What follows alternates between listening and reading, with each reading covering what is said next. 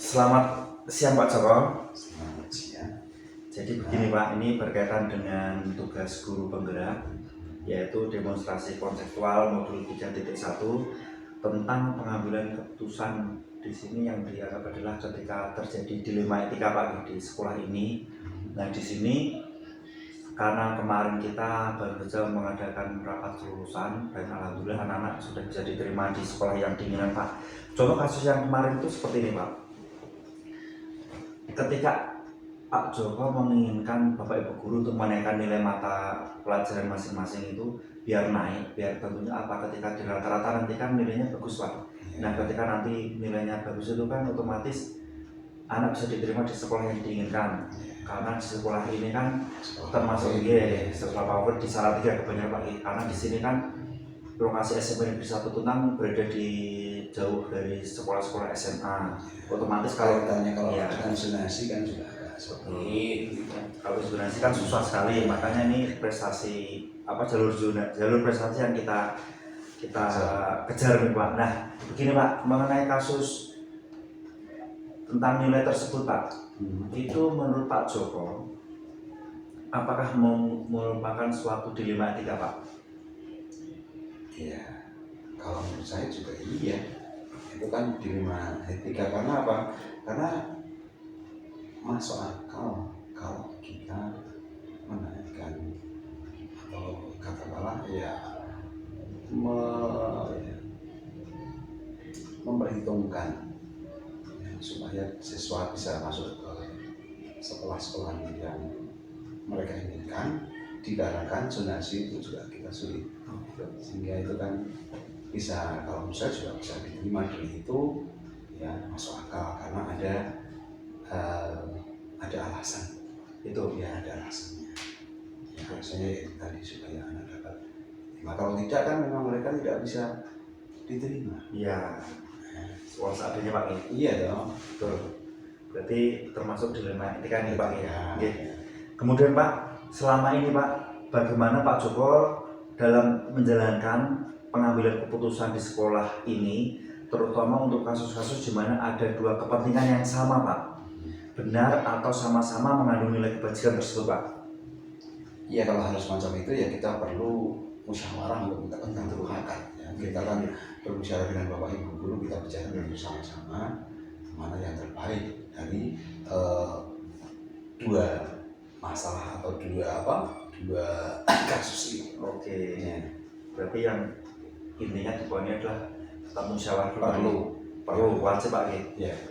Di segala kegiatan Pak, kegiatan karena ya kalau saya juga semakin banyak orang berpendapat berpikir bersama-sama itu akan memperoleh hasil yang terbaik. Betul. Perlunya musyawarah Pak. Betul Pak. Ya. Kemudian langkah-langkah atau prosedur seperti apa ini Pak yang biasa Pak Joko lakukan selama ini? Itu tadi kita perlu ada suatu pertemuan atau satu rapat internal. Jadi ada rapat secara khusus ya. Oke. Kemudian Pak, hal-hal apa saja yang selama ini Pak Joko anggap efektif ya Pak ya dalam pengambilan keputusan pada kasus-kasus dilema etika tersebut Pak? Terutama adalah preventif sebelum terjadinya masalah satu bermasalah. Gitu Pak. Ya, kita kan harus memikirkan ya untuk pencegahannya di masalah supaya tidak merebak, bagaimana tidak meletus atau menimbulkan atau benar-benar jadi problem. Itu selanjutnya Pak. Kemudian hal-hal apa saja yang selama ini menjadi tantangan Pak dalam pengambilan keputusan pada semua kasus yang ada selama di sekolah ini Pak? Terutama adalah kurangnya ketegasan. Gitu. Jadi kalau ada permasalahan, terutama masalahnya kaitannya dengan kemanusiaan, akhirnya malah jadi ya tadi saya katakan kurang tegas. Jadi intinya ketika mengambil keputusan perlu ketegasan yang itu Pak ya. Kalau iya gitu Pak ya. Jangan sampai ragu. Kan ya nanti pada akhirnya pikirkan lagi, mentah Iya. lagi, gitu kan. Oke. Ini tentunya tetap kembali lagi di poin yang sebelumnya Pak ya, ada musyawarah mufakat. Ya jelas itu. Jelas, ya. Jadi setelah terjadi kemufakatan, jadi setelah Iya. ada pembicaraan atau musyawarah kita rapatkan atau kita bicarakan bersama, sudah terjadi suatu keputusan. Nah itu keputusan itu yang harus kita ya jalankan, tidak lagi terus mentah lagi. Gitu kan. Nah, tantangannya itu Pak ya. Berarti Pak di sini berarti walaupun benar Pak Joko selaku pimpinan di sekolah ini tidak serta merta keputusan. Ya kalau itu kan otoriter. Oh ya. Jadi keputusan tadi kan sudah saya katakan tetap tuh dari waktu kita kita ajak Bapak Ibu bersama-sama kita bersama, kita bicarakan bersama. Ya kalau sudah itu berarti itu jadi satu keputusan harus kita tindak lanjuti. Walaupun nanti perlu juga ada peninjauan ulang. Ya kalau ternyata kesepakatan atau kebijakan yang sudah diambil kita lihat beberapa waktu bisa nggak, benar nggak, ya tepat nggak. Kalau dirasa kurang tepat ya kita perlu bicarakan. Itu bukan suatu bukan suatu hal yang dikatakan tadi mentah itu enggak, bukan mencela itu, tapi kita amati dulu, kita jalankan kesepakatan bersama tadi. Ya beberapa waktu ya, dan itu kalau memang perlu kita tinjau ulang ya kita tinjau ulang, kalau tidak ya memang begitu. Lanjut Pak, ini agak menyapa sih Pak ya. Pak Joko sendiri selaku pimpinan sekolah ini merasa tidak Pak, ini di luar konteks sebentar Pak ya. Ketika musyawarah itu kan pasti tentunya ada 1-2 suara, mungkin guru tersebut tidak berani bersuara karena mayoritas sudah mendukung plan A Pak ya.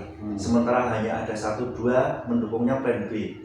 Lah itu Pak Joko sendiri itu menyikapi hal ini bagaimana Pak? Kalau itu mesti, jadi karena kita sebagai sini ya makhluk sosial, Bapak Ibu ada beberapa orang atau banyak orang itu kepikirannya mesti kan berbeda satu dengan yang lainnya. Ya, tapi kalau sudah terjadi tadi, sudah terjadi suatu kesepakatan dengan musyawarah tadi, ya tetap harus kita lakukan. Walaupun ada suara-suara sumbang. Ya. Akan tetapi kita juga harus juga tadi suara-suara sumbang tadi juga kita kita dengar juga itu sebagai suatu masukan. Jadi bukan terus dianggap itu merecoki, enggak. Ya. Karena suara sumbang itu juga ada kemungkinan itu juga benar. Begitu. Ya, ada juga kemudian benar toh. Ya. Jadi karena orang kan memandang dari berbagai sisi. Betul sekali Pak.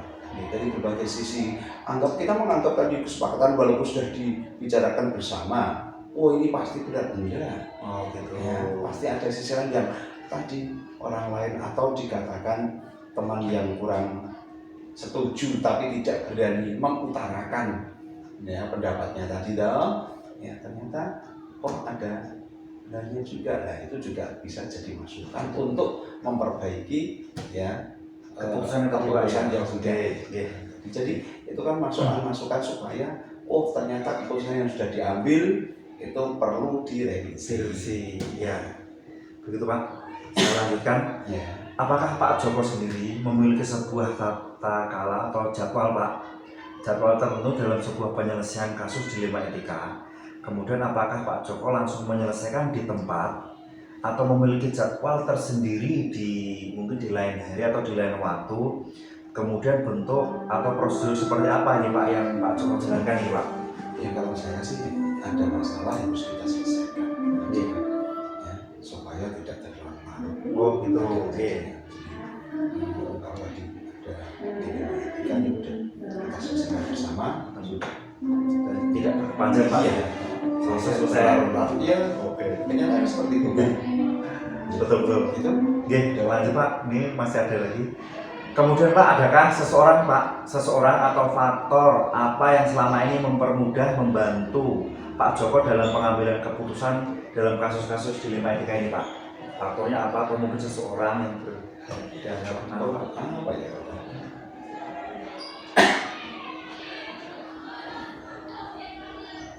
Ya, yang jelas nggak ada. Ya teman-teman itu aja. Hanya teman-teman Bapak Ibu guru. Karena tadi kan kita bicarakan bersama. betul. Ya kita musyawarahkan. Ya. Kalau kita sudah musyawarahkan kan ya jelas kan enak aja karena terjadi kesepakatan. Tapi kalau misalnya saya mengambil keputusan sendiri, ya itu asal pada saya itu. Ya. Tapi kalau kita sudah bicarakan bersama dengan teman-teman dengan kata tadi musyawarah sudah itu sangat-sangat membantu ya mempermudah. Jadi kan sebelum dilaporkan ke musyawarah lagi, Iya. dulu maksud saya gini Pak. Jadi kan Ada enggak kita katakanlah punya panitia atau tim. Oke, oh ya. Makanya tadi dikatakan kan jadi kita bicarakan secara internal. Iya, oh ya betul. Sebelum nanti meluas Setelah ke itu ke iya semua Bapak Ibu guru. Gitu. Yang terakhir Pak, dari semua hal yang telah disampaikan tadi itu Pak, pembelajaran apa Pak yang bisa Pak Joko petik dari pengalaman atau saat mengambil keputusan dilema etika ini Pak? Ya. Pelajaran adalah segala sesuatu tadi harus kita lihat dari banyak sisi atau berbagai sisi. Itu Ya, sehingga tadi kan saya katakan walaupun sudah terjadi suatu kemufakatan, ya sudah kita coba, tapi ada seseorang atau beberapa orang yang saat itu ya belum berani bersuara atau misalnya memberikan pendapat, tapi mereka membicarakan di luar, itu pun juga kita ngomong itu sebagai suatu masukan, bukan sebagai suatu kritik. ya. Jadi kita lihat tetap kita menjalankan segala sesuatunya, kita harus melihat dari berbagai sisi. Siap Pak. Iya. Gitu Pak. Terima kasih Pak Joko karena sudah meluangkan waktu. Semoga saya juga dapat mengambil kesimpulan atau mungkin mengambil pengalaman dari Pak Joko juga nih ketika dalam menyelesaikan pendidikan di etika yang ada di sekolah ini Pak. Iya. Karena bagaimanapun juga kan saya juga butuh pembelajaran sampai ke arah tersebut Pak. Menurut Pak Joko? Ya, jadi intinya ya kalau kita melakukan sesuatu intinya adalah kita bicarakan bersama Pak. Ya, kita harus bermusyawarah. Ya, baik di dalam lingkungan sekolah maupun di dalam masyarakat.